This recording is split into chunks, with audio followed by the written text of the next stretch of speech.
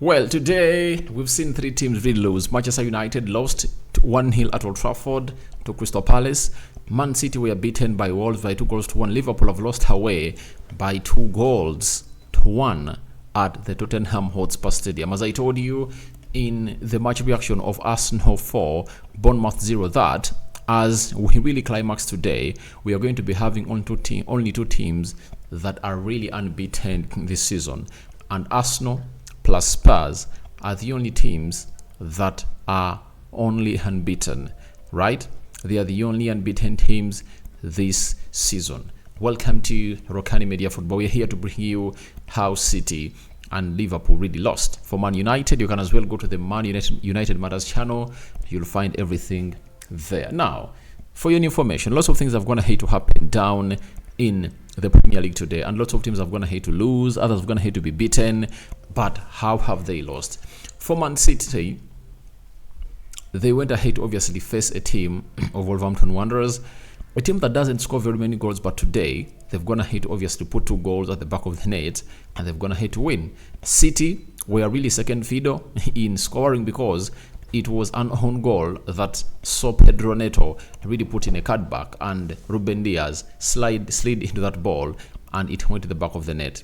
Then they went ahead to obviously level that fixture in the 58th minute by Julian Alves, and in the 66th minute, City went ahead to obviously find themselves in a position of really being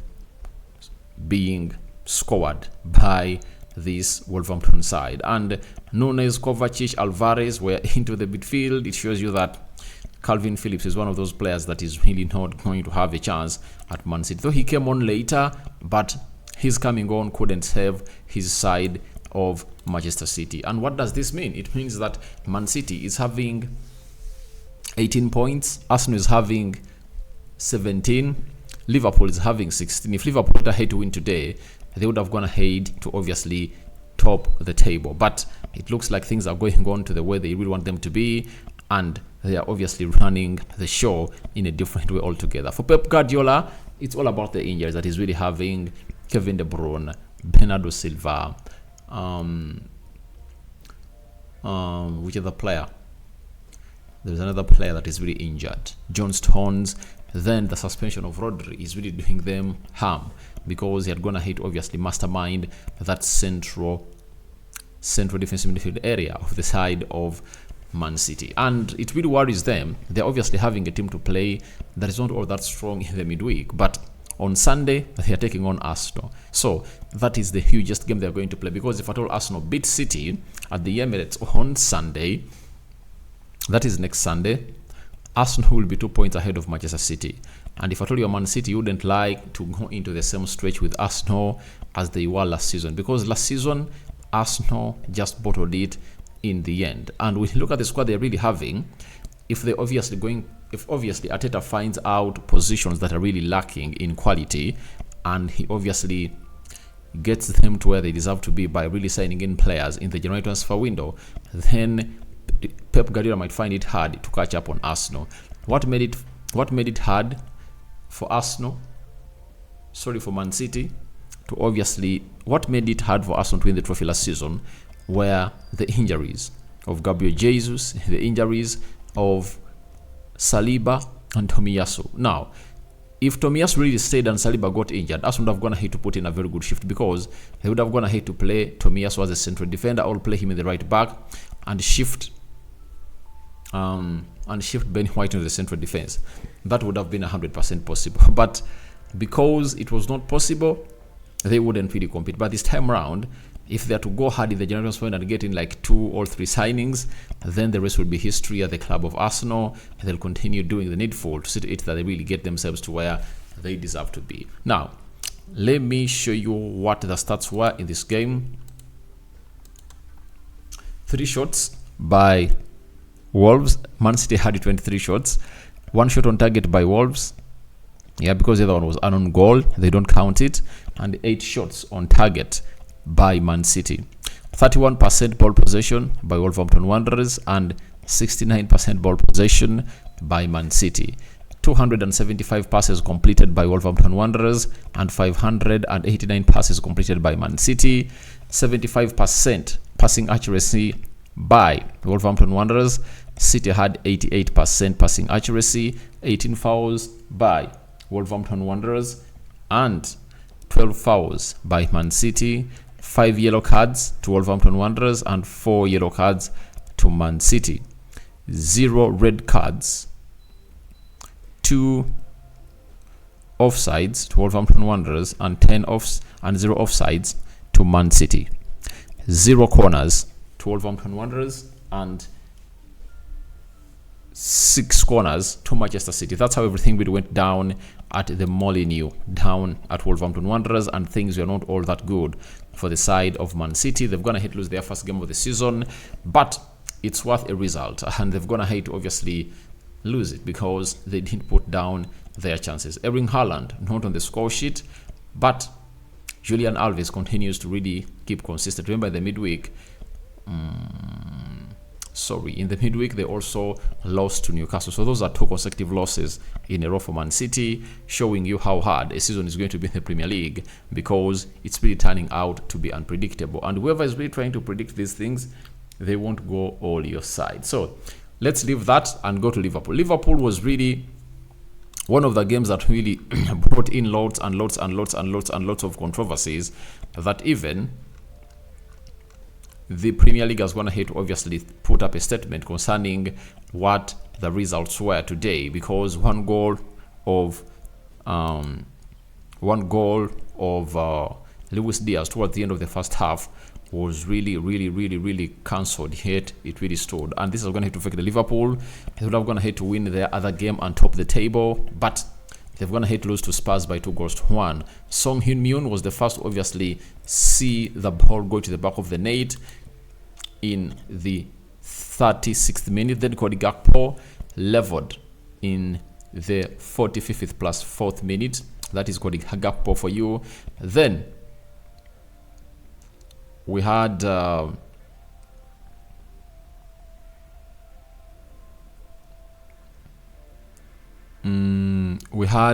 Matip obviously leave the side of Joel Matip, scoring an own goal for the side of Liverpool, and it ended 2-1, and that goal came in through in the dying minutes. But red cards were like red cards, and Liverpool were down by 2 players. The first player to be red carded was Curtis Jones, and the other was Diego Jota in the 69th minute. So it shows you the levels at which Liverpool went ahead to defend away from home, and they obviously managed to get in a result. They would have gone ahead to manage to get in a result, but Joel Matip went ahead to obviously not get the job done and dusted. But that shows you exactly what is happening at Liverpool, that they're obviously back to where they deserve to be. Because if at all you are Liverpool and you are really having how many players down, when you're having 2 players out, and you obviously stretch that game or stretch your draw until the last minute of the game, and it was an own goal coming in from Joel Matip, it shows you how exactly good Liverpool went ahead to perform on the day, and they really played for respect. I don't know how many teams could really play like that and obviously get such a result when they're really having a man down, because it's really hard to see to it that things go on as planned. So that is it coming in from Liverpool, but the VAR really denied them a goal, and this goal would have gone ahead to stand according to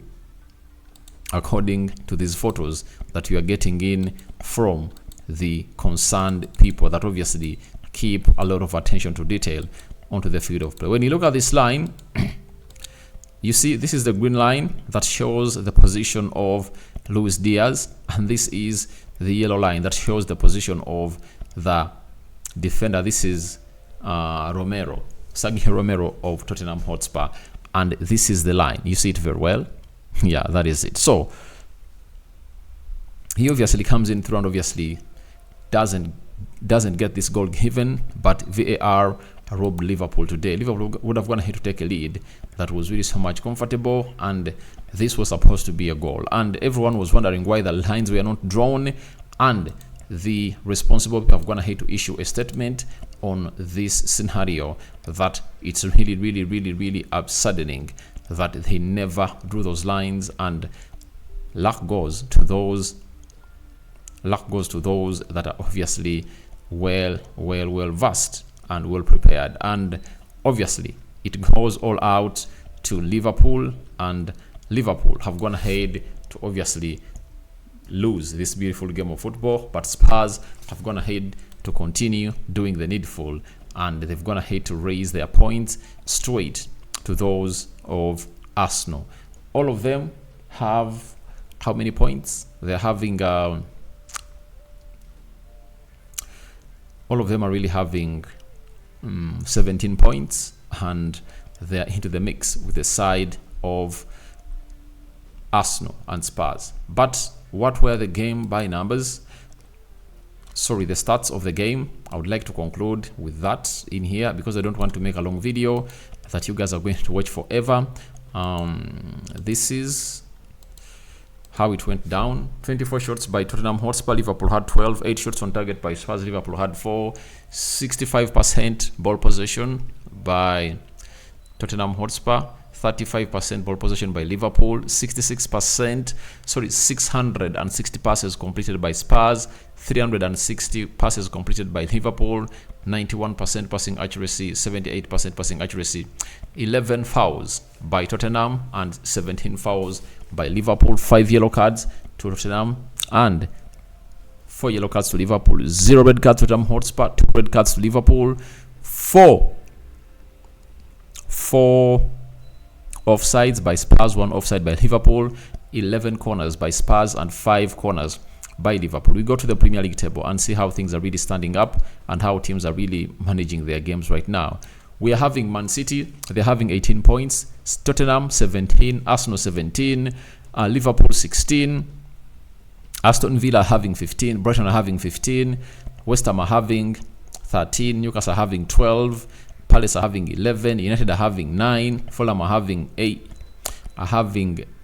Nottingham Forest 7, Wolves 7, Brentford 6, and Chelsea are having 5 in the 15th position. So it shows you that it has been a very good weekend, that only Arsenal is going to head to win with Spurs in the top 4. So wait and see how that pans out, but your reactions to this are welcome in the comment section below. What do you make about the 3 losses? Man United losing 1-0 to Crystal Palace at home at Old Trafford. Wolverhampton Wanderers beating Man City by 2-1. Spurs beating Liverpool by 2-1. I sign out for now. See you later. I hope you guys are really having a wonderful evening, and I'm going to return with the player ratings of Bournemouth 0, Arsenal 4, because you guys have been waiting for them to show us the love that is really well and really anticipated onto this channel. We cover you all in the precious blood of Jesus Christ. May the living God bless you abundantly. Rokani David remains my name, not so. And don't forget to subscribe to this channel so as not to miss out on stories that we do upload here on a daily. Remember, on Monday, Chelsea are playing Fulham, and let me try to take you through of today's results. Aston Villa 6, Brighton 1, Man United 0, Crystal Palace 1, Newcastle 2, Burnley 0, Wolverhampton Wanderers 2, Man City 1, Bournemouth 0, Arsenal 4, West Ham 2, Sheffield 0, Everton 1, Luton Town 2. This has been really a shocker. Tottenham Hotspur 2, Liverpool 1. Tomorrow we are having only one game, Nottingham Forest versus Brentford, and on Monday that's when Chelsea is playing against Fulham at the Craven Cottage. On Tuesday, Luton Town is hosting Burnley into the Prem. I'm out.